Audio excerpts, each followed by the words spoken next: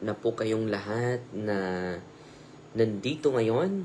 At pag-ibig at kapayapaan ni Kristo maghari nawa sa puso at damdamin natin. So, ngayong alas 11, meron tayong misa doon sa office natin. At mamaya din, meron tayong wake mass sa kay Tio Junior Silticio. So, isalin nyo po yung sa inyong dasal si Tio Junior, yung kaluluwa niya, no? Para po ay natatanggapin siya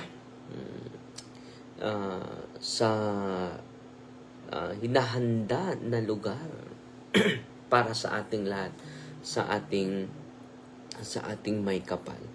So, mga kapatid, maganda dahil binibigyan tayo ng Diyos na dagdag na kaalaman, dagdag na lakas para maisawalat natin, masamba natin yung Diyos na ating may kapal, mga kapatid.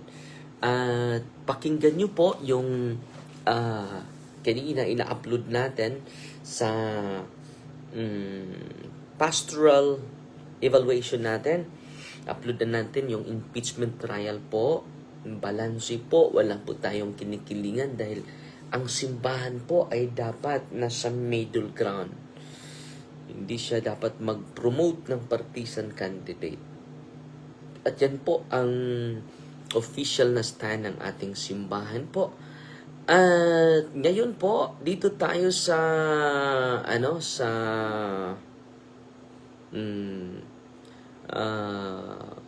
flood control scandal.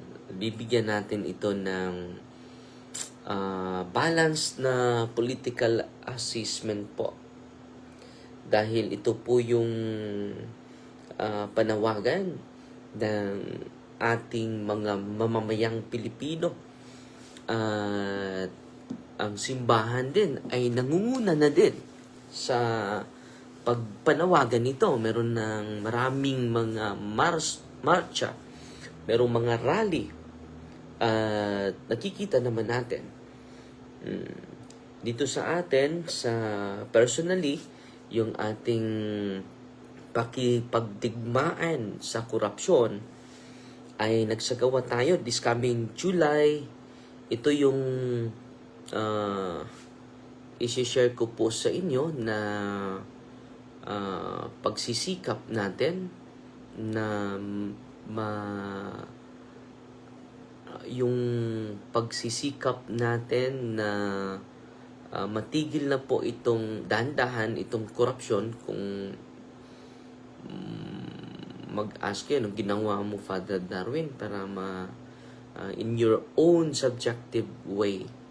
So kaya nga ngayong July 28 and 29 po, ito yung, dahil wala naman tayong personal knowledge. May knowledge ako, pero hindi po yung personal knowledge sa flood control. Hindi po ako maka-file ng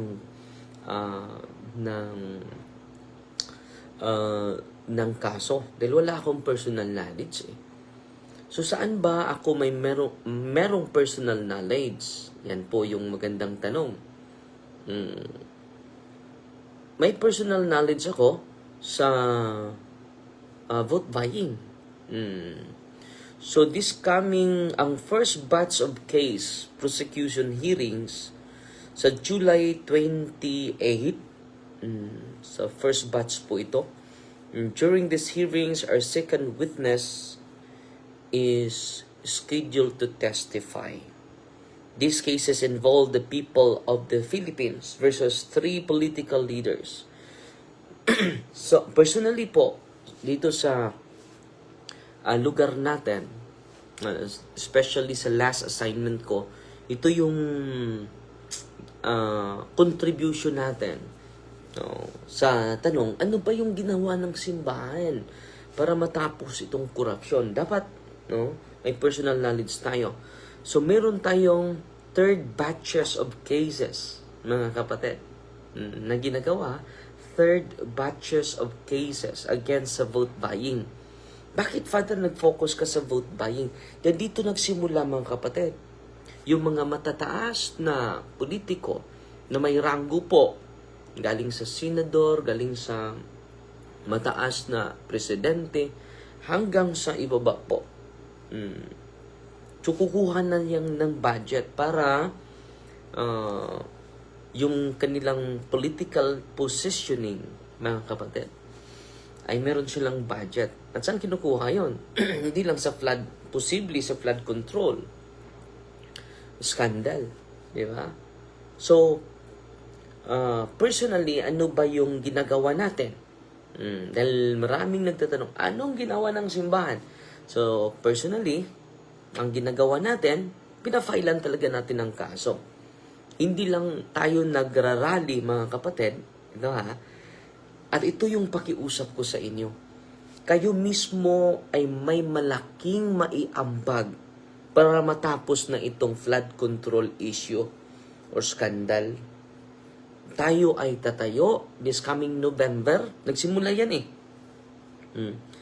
Galing sa mataas hanggang very systematic na yan eh. Hindi lang yan political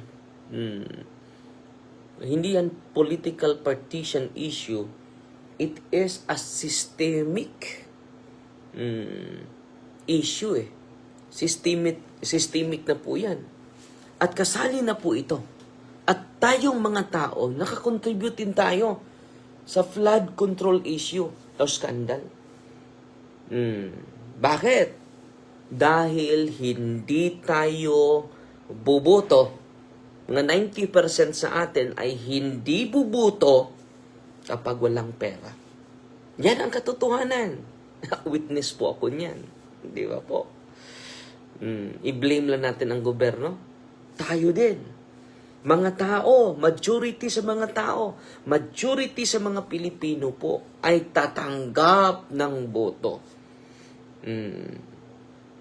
At yan ang nangyari sa parokya ko noon. At ngayon, anong nangyari sa atin? Mga reactive tayo eh. Mga tao reactive sa issue. Pero, ang totoo niyan, malaking ambag yung mga tao sa flood control issue po. Dahil marami sa atin hindi bubuto kapag walang pera. Nangyari yan dun sa parokya ni Monsignor Saco. Sasabihin nila, hindi na lang ako bubuto dahil wala akong natanggap. So, ngayon mga kapatid, anong dapat nating gawin? Yung reactive na tao, ito po mga kapatid dapat tayong lahat ay magkakaisa. Yung mga leader natin, systemic na eh. Systemic na yung corruption eh. Pagpasok nila doon, nandun na din eh. Systematic na yung corruption.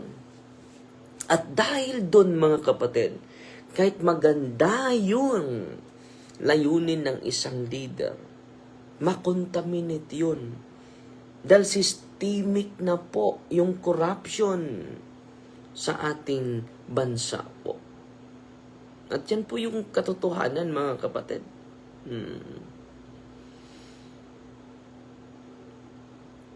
At ito po yung nakita ni pangalan nito. So, yung corruption mga kapatid ay systemic na eh. Flood control scandal is fundamentally an institutional governance issue rather than solely a partisan one. So, may problema na tayo sa partisan politics, mga kapatid. At itong flood control scandal is a fundamental and institutional governance issue po. Ito po yung problema, mga kapatid. Systemic na po yung corruption, mga kapatid. Yan talaga yung dapat tutukan natin. Dahil kapag ngayong November, yung mga tao, maghihintay na yan ng pera bago boboto. Yun po ang isa sa mga rason. Bakit yung mga leader natin ay mapilitan na bibilihin kayo? Saan naman sila kukuha ng pera, mga kapatid? Dahil yung mga tao, marami sa atin mukhang pera. So, ang magbabago ay hindi lang yung mga leader, pati na tayong mga tao. So, kaya nga, personally, ano yung ginagawa natin? Bilang, hindi lang natin tatanungin, anong ginagawa ng simbahan? Tayo yung simbahan, di ba po? Tayo po ba? Tayo yung simbahan. Ano ang ginagawa mo? Ano ang ginagawa natin? Di ba po? Yan ang dapat sagutin natin. Anong ginagawa mo? You blame the government, you blame the church. Di ba? Yan po yung problema natin lahat eh. We keep on blaming. Ngayon mga kapatid, stop blaming. Start owning. This is our problem, mga kapatid. The solution is it is in our hands also. Mga kapatid, stop blaming, start owning. May contribution tayo dahil maraming mga beses naging bulag tayo. At yan po yung katotohanan, mga kapatid. Naging bulag tayo.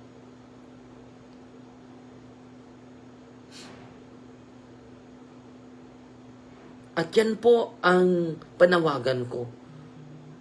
Ano yung ginagawa natin? Di ba may awitin? Buta kita sa pagpakabana, buta kita sa luha, ugway pulos ang hayag sa atong mga mata, kun sa kasing-kasing magpabilintang buta. Pagkadaghan sa nahigmata, nga nangandoy pang matulog, kay matamis ang magdamgo, sa butang dili tinuod, ang saksi sa kamatuuran, mupiyong lang kasagaran, ug mag-antos lang napasipadan ang gugma ug ang kaangayan. Buta kita sa pagpakabana, buta kita sa luha, ugway pulos ang hayag sa atong mga mata, kun sa kasing-kasing magpabilintang buta. At yan ang nangyari sa atin eh. Biniblame natin yung gobyerno. Biniblame natin yung simbahan. Pero stop blaming. Start owning. So ngayong November, mga kapatid, willing ba kayo na hindi tatanggap ng pera galing sa kandidato? Yan po ang tunay na simula. Dahan-dahan po. We can contribute for the end of corruption, mga kapatid. Yan ang totoo. So, personally, ano ba yung ginagawa natin? We file cases, mga kapatid, against those political leaders who buy votes for my parishioners. 3 batches of cases po ang pinafile natin. Hindi po tayo galit sa politiko. Itong ginagawa natin, hindi po ito bunga sa galit. Bunga po ito ng pagmamahal natin sa Diyos. Bunga po ito ng pagmamahal natin sa ating bayan, mga kapatid. Wala tayong wala tayong galit sa mga politiko. Wala tayong galit sa mga political leaders. Ngayong July 28, second batches of cases, the third batches of cases then, sa July 29, 2026. So, nakaabot na po tayo sa korte. So, sa tanong, na ano ang ginagawa ng simbahan, particularly sa akin, yan po, yung contribution ko. Maliit lang yung contribution ko. Pero kung tayo'y magkakaisa, mga kapatid, na hindi lang tayo, we stop on blaming, we start on acting. Yun, totoo yun, Sister Eva. Ito yung laging sinasabi ng mga taong mukha ng pera. Dili daw mo agi ang bullpen, Father, kung walay uwan-uwan. Yan ang mga taong iyan. Yan ang mga tao na hindi gusto ng pagbabago. At gusto nila na yung pagbabago ay hindi kami kasali. But since pagkahibalo na ako, ito po, dakong sala ang pagdawat ug uwan-uwan. Hindi lang yan kasalanan. It is a criminal offense ni undang na jud ko, Father. Maganda yun. Itong realization ni Sister Eva Habonilla Bubier. Kung ito, yung pag-iisip ng mga Pilipino, matatapos natin yung flood control issue, mga kapatid. Yes, willing naman po, Father. Kaya naman naming mabuhay na walang pera nila. Jubilin Torion Barbante. So, yan po yung panawagan natin. Di ba? Mag-demand tayo ng pagbabago sa mga leader natin. Pero yung mga tao, nagbabago ba? Yun ang problema eh.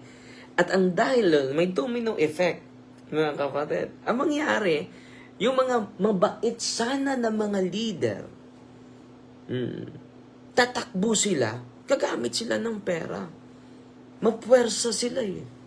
Dahil yung corruption is institutional na po eh. Fundamentally an institutional governance issue. Yan po ang sabi ng mga political analysts. The flood control scandal or the corruption is fundamentally an institutional governance issue. So, yun po yung pinaka malaking problema. Hindi po partisan lang.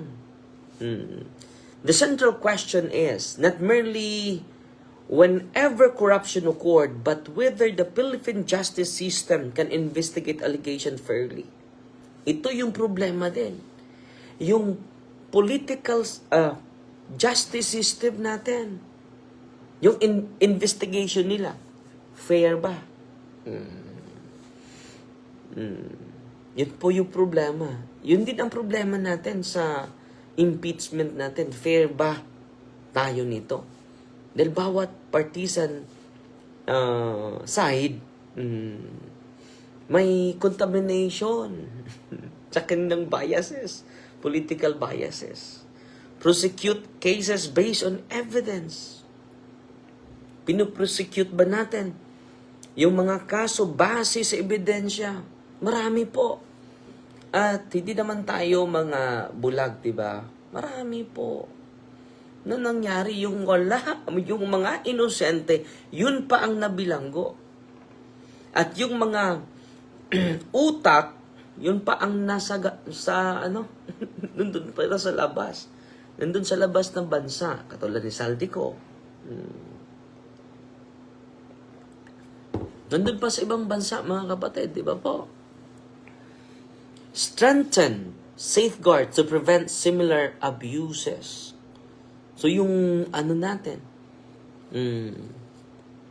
Hindi yung mga sistema natin na para hindi na po ito mabalik. Just imagine dumudoble yung nawalang pera sa yung pork barrel scandal. Milyon po yun. Ngayon, hindi na po milyon. Hindi na po bilyon. Grabe. Trillion of pesos ang nawala po. So, we keep on blaming of the government. May rason din to blame the government. Dahil wala silang system to stop the corruption. Ang ganda Walang tax Kita nyo naman. Totoo yun. Malita-malita. Diyan. Tayo ding mga tao guilty. Bakit? Tumanggap ka during election Di ba po? May na lang makadawat ni isbahin.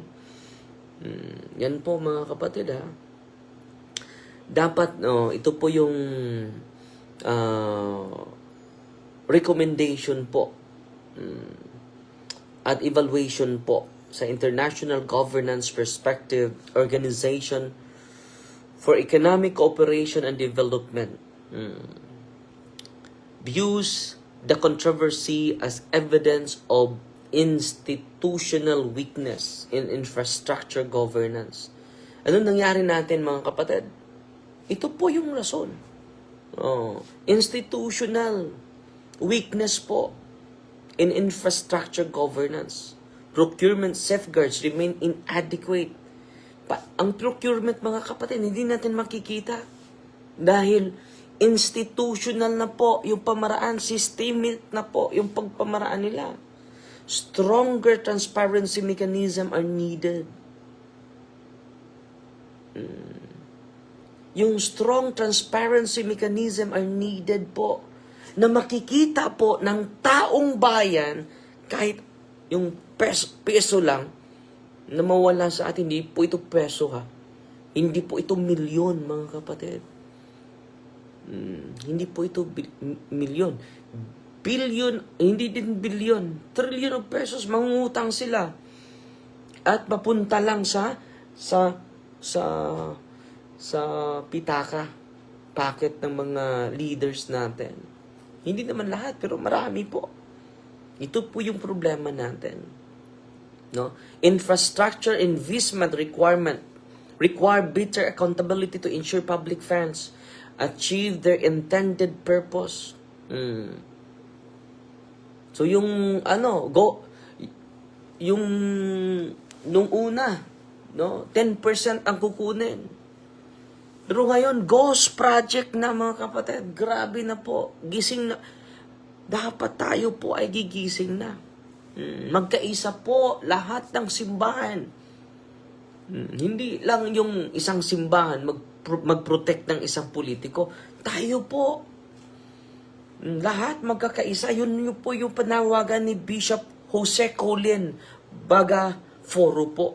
Sa Diocese of Guidabawan, siya po yung head sa social action sa buong Pilipinas po. Yan po yung tayo po magkaisa. Lahat ng sector magkaisa. Hindi po tayo individualistic.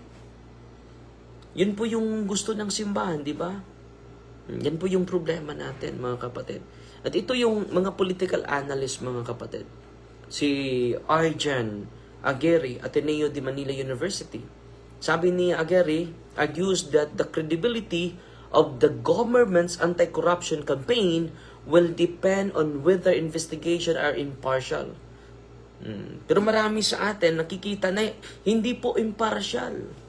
And extend to political influential individuals regardless of their affiliations. So, nangyari ngayon, bagsak yung presidente natin sa survey. Dahil nakita ng mga tao na impartial po. Hindi naman masama yung ginagawa na gagawa tayo ng question of accountability ni President Sara Duterte. Dapat hindi lang siya, kundi lahat ng mga congressman din, di ba? Na-knock out yung ano ni presidente. Totoo yung sinasabi ni Aguirre, di ba? Credibility of the government's anti-corruption campaign hanggang ngayon hindi pa nabilanggo si Saldico. Hanggang ngayon hindi pa nabilanggo si Martin Romualdez. Di ba? Ito yung hinihintay ng mga tao eh. Hindi naman masama you question the accountability of Vice President dahil magkasama naman kayo. Hindi yun masama. Pero consistent tayo, hindi lang si Vice President, pati na yung mga congressman, pati na yung mga governor, no? Regardless of their affiliations, no? Di ba, na-save ngayon si Ches Escudero. Merong balita na sasampahan si Ches, sasampahan si Joel Villanueva, pero hindi na nasampahan. Dahil lumipat na eh. At kapag hindi ka lumipat dito, nasampahan na si Marcolita, nasampahan na din si Jinggoy. Bakit walang nasampahan sa majority black? No? Puro nandun sa minority. So, dito po ang kakulangan. No? So, totoo sinasabi ni Aguirre. Sabi ni Aguirre, credibility of the government's anti-corruption campaign will depend on whether investigation are impartial. Dapat impartial tayo. And extend to political influential individuals. Walang pinipili po. Kahit connected man yan sa atin. Paglipat ni Ches, wala nang kaso. Paglipat ni Joel Villanueva, wala nang kaso. So, accountability must be consistent. Dito po. So, accountability must be consistent. Pangalawa, selective prosecution could undermine public trust. So, ito nakita ko, nawala yung public trust sa Pangulo natin. Dahil selective prosecution po. Dapat walang consistent ba? No? Institutions should demonstrate independence from partisan politics. So, mangyari yung mga independent yung Senado, independent yung Kongreso. Kung makikita yung walang independent po, parang dependent sa isang boses, mawala po yung credibility of government's anti-corruption. Sabi ni Aguirre. Yan po sabi ni Aguirre. Yung mga political analyst po, yung binabasa natin. Si Hansley Juliano po. Juliano believes the scandal should become a major governance issue rather than merely a partisan controversy. Voters should demand transparency. Tayo po, mag-demand. Paano natin mag-demand? Nabili na tayo eh. So, yun lang po ha. Babasahin dahil wala na akong oras. Election should reward leaders committed to institutional reform. So, titingnan natin yung mga leader na gusto ng institutional reform, mga kapatid. Corruption should not be normalized regardless of political loyalty. So, titingnan natin yung mga leader natin, natitindig ba na regardless their political loyalty, kung corrupt yun. No? Pero makita natin na iilan lang yung mga leader na ganon. Di ba? So, mga kababayan ko na nandito, let us widen our perspective po. At yun lang po muna, wala na po akong oras. So, magbibigay lang tayo ng mga balance na political and pastoral evaluation po. And then sa teaching ng simbahan, and then sa banal na kasulatan din. Okay?